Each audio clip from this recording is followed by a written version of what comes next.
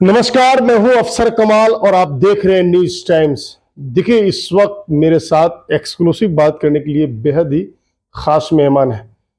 किशनगंज जिले के बहादुरगंज से राष्ट्रीय जनता दल के विधायक मोहम्मद अंजार नईमी। आज हम इनसे बात करेंगे, कई सवाल करेंगे, चूंकि 2025 के अंत में, इसी साल के अंत में बिहार विधानसभा का चुनाव होना है और ऐसे में जो भी विधायक हैं, जो भी प्रत्याशी हैं, अपने क्षेत्र में एक्टिव हैं और जनसंपर्क लगातार चल रहा है। और ऐसे में बजट सत्र भी बिहार विधानसभा का चल रहा है। बजट सत्र का आज दूसरा या तीसरा दिन है। विधानसभा में बजट सत्र को लेकर काफी हो हल्ला भी हो रहा है, पक्ष विपक्ष में नोकझोंक भी हो रहा है। इन सब मुद्दे पे हम इनसे बात करेंगे। सर, न्यूज टाइम्स में बहुत बहुत स्वागत है आपका। आपके व्यूअर्स का भी बहुत बहुत शुक्रिया।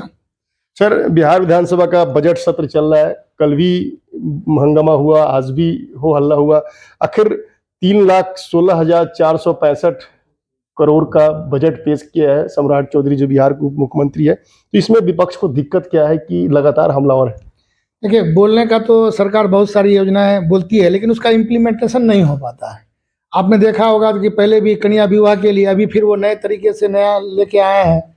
क्योंकि इस तरह का वो तो बोलते हैं कि ये करेंगे कि मतलब क्या अभी पिंक बस चलाएंगे महिलाओं के लिए या पिंक टॉयलेट की बात कर रहे हैं, लेकिन इसका इम्प्लीमेंटेशन नहीं हो पाता है। वो तो बोलने की सरकार बोल रहे हैं, तो ये समझिए वो झुंझुना वाला बात है कि झुंझुना पकड़ा दिया पब्लिक को, अवाम को।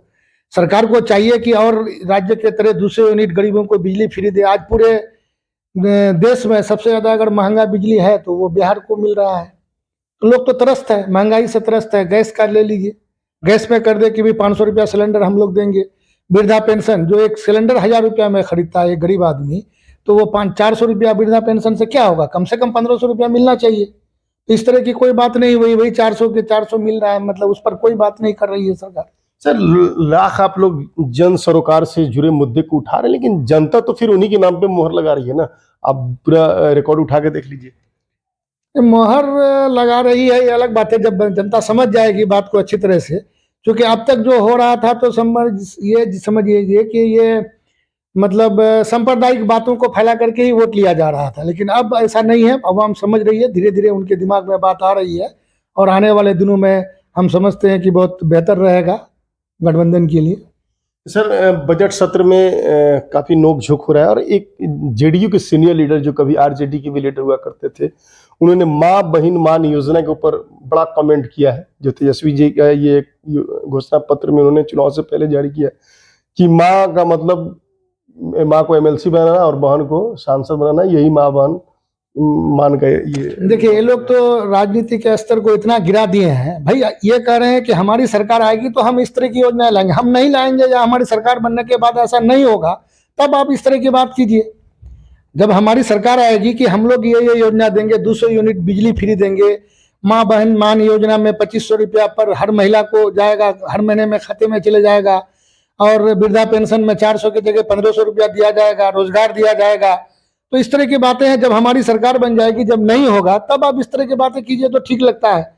आप अगर इस तरह की बातें करिएगा तो वही तो आज हमारे नेता तेजस्वी जी ने बताया आज सदन में कि भाई जो इस तरह की बात कर रहे हैं, आज कौन ऐसा, यही तो सारे जितने लीडर्स का नाम गिना है कि सब अपना ये आ रहे हैं कि मतलब उनका बाप भी नेता, बेटा भी नेता, पोता भी नेता, सब उस तरह का एक एक का नाम गिना दिया आज वो सदन में। अच्छा, आज भाजपा का प्रदेश परिषद का बैठक हुआ, बहुत लोगों का जुटान हुआ।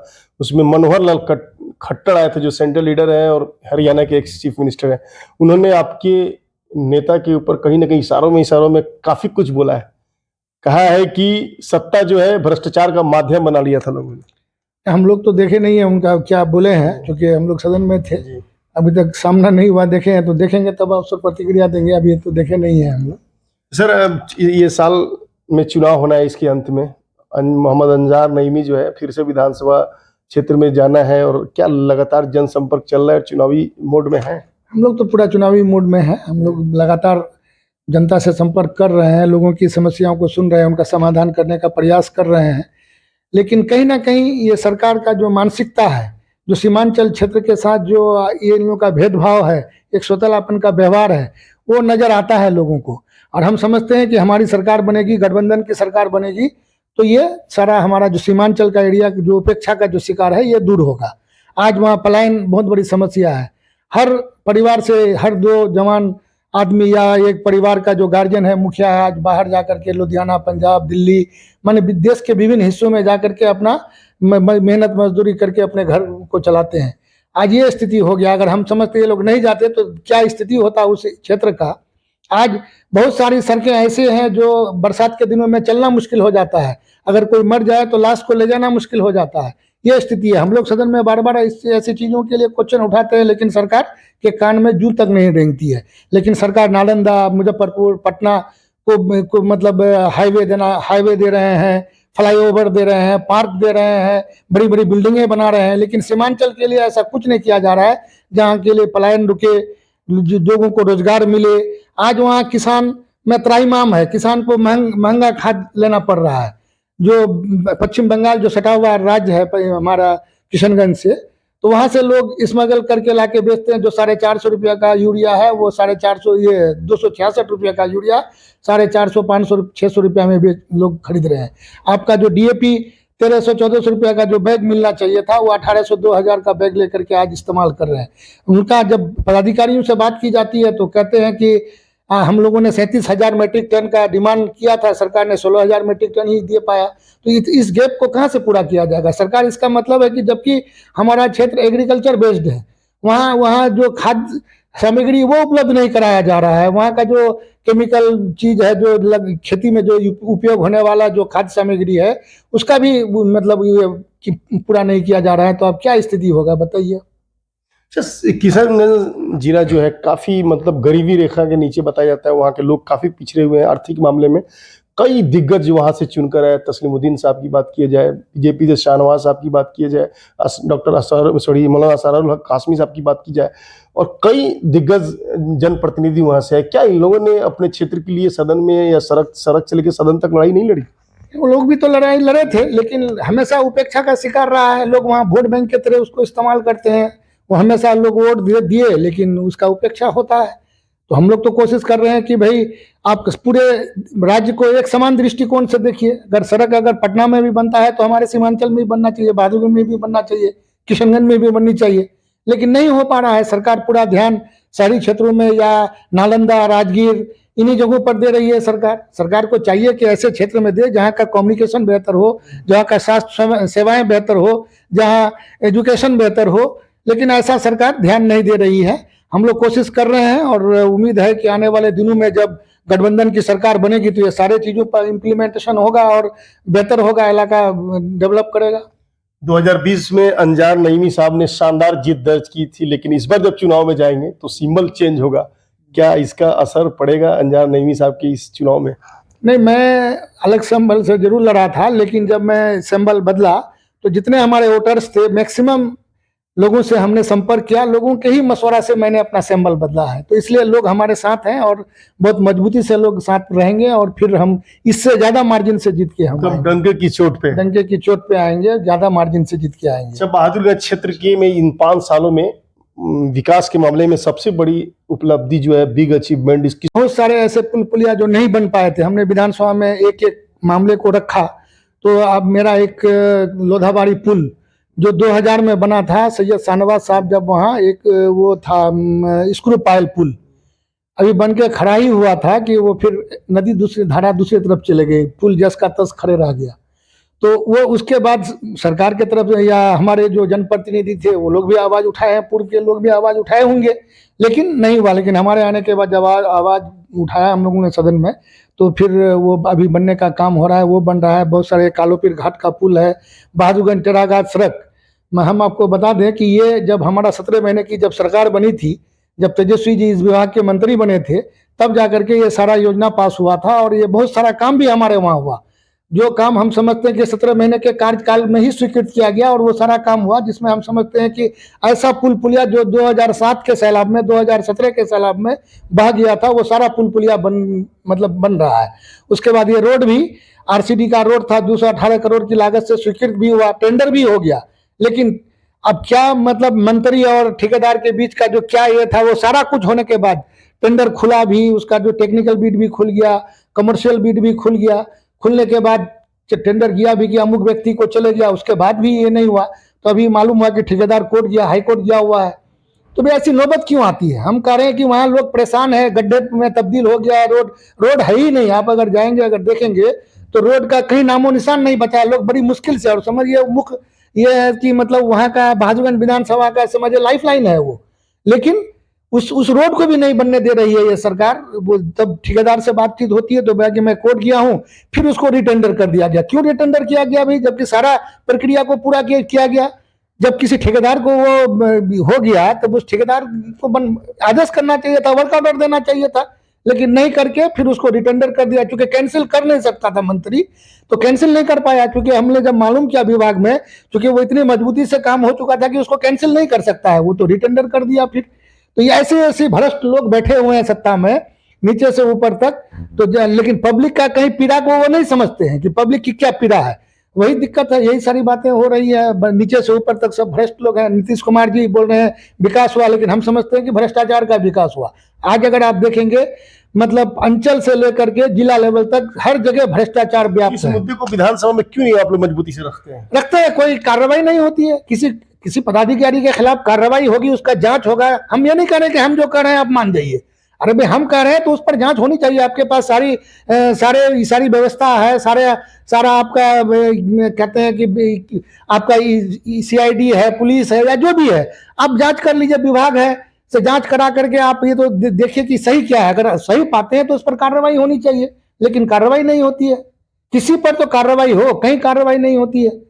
आप अगर किसी के खिलाफ अगर लास्ट में मजबूरी में कि भाई वो आप इसको दीजिए, क्या बोलते हैं वो, विजिलेंस को, तो विजिलेंस के बाद ऐसा ना ये है कि कोई आपका उसका इक्विपमेंट देगा वो दीजिए, तो ऐसा मुश्किल होता है कि किसी को रंगे हाथ पकड़ना। क्योंकि कोई भ्रष्टाचारी है अगर, तो वो पैसा किस तरह से लेता है तो वो सब अपना सिस्टम बना के रखा है, तो उसको पकड़ना इतना आसान नहीं है। लेकिन पब्लिक जब अगर खुलेआम बोल रहा है कि हमसे पैसा ले रहा है या ऐसा ये स्थिति है, यहाँ तक कि आपका एक जाति प्रमाण पत्र या एक आय प्रमाण पत्र के लिए भी पैसा देना पड़ता है, तब जाके बनता है। ये स्थिति है आज। सर, बजट सत्र चल रहा है, ऐसे में क्षेत्र की जनता को आपसे काफी उम्मीदें हैं। इस बजट सत्र में क्षेत्र के लिए क्या कुछ डिमांड रखेंगे विधानसभा की पटल पर? हम लोग के यहाँ हम तो रखे हैं कि भाई हमारे क्षेत्र में कुछ पुलिया रह गया है, उसको अविलंब किया जाए। जैसे हमारे क्षेत्र के लिए आपका चुनीमारी कुमारटोली का पुल है, उसके बाद माली टोला टंगटंगी का पुल है, काशीबाड़ी पिपरा का पुल है, बगुला हागी हवाकोल का पुल है, अब मतलब बाबाड़ी का पुल है, घाट अल्ताबाड़ी का पुल है। इस तरह का बहुत सारे पुलियां हैं। कुछ रोड है जो कच्ची रह गए हैं, हम लोग सरकार से क्वेश्चन के माध्यम से रखा भी है। क्योंकि क्वेश्चन आप कर सकते हैं तो 2-3 ही समस्या को आप एक विभाग में दे सकते हैं, तो उतना नहीं दे पाते। हम लोग मुख्यमंत्री को आवेदन दे करके भी देते हैं। कई जगह बाढ़ में ये था, नदी कटाव का मसला था। अभी हमने मुख्यमंत्री को, अभी जो प्रगति यात्रा का जो था उसमें हम लोगों ने मुख्यमंत्री को लिख कर दिया लगभग 17-18 पॉइंट। तो उसमें वो मतलब एक तो नहीं होता है कि उसमें छांट करके कुछ का किया है, कुछ को छोड़ दिए। अरे भाई सारे आपके अवाम है, सारे बिहार के अवाम है, आप सबके लिए तो बराबर कीजिए। कटाव जब हो रहा है, आप देखिए कि कटाव हो रहा है तो हर जगह काम होनी चाहिए, लेकिन कुछ जगह को लिए, कुछ जगह को छोड़ दिए। तो वही हम लोग उस सब पर आवाज उठा रहे हैं। देखिए वो सब पर भी काम होना चाहिए, होगा। अच्छा, अब जिस क्षेत्र से चुनकर आते हैं उस इलाके में कहा यह जा रहा है कि ऑल इंडिया मजलिस इत्तेहादुल मुस्लिमीन जो है संगठनिक तौर से काफी मजबूत है। ऐसे में अंजाम नईमी के लिए बहुत बड़ा चुनौती है फिर से RJD के सिंबल पे वहां से सीट निकालना। नहीं, देखिए हम लोग जब चुनाव लड़े तो काफी आप पे आरोप भी लगे थे, MIM के नेताओं ने काफी आप पे टिक्का टिप्पणी की, आप चारों MLA पर। हम लोग जो वहाँ ये था, जो भी संगठन बना था हम लोगों ने ही बनाया था। हम लोगों से पहले MIM नहीं था वहाँ, हम लोगों ने बनाया। हमारे ही लोग थे, हम ही उनके लोग थे। तो जाहिर सी बात है कि जब हम लोग MIM चुके, वहाँ एक ही फैक्टर नहीं था कि MIM आके जीत गया।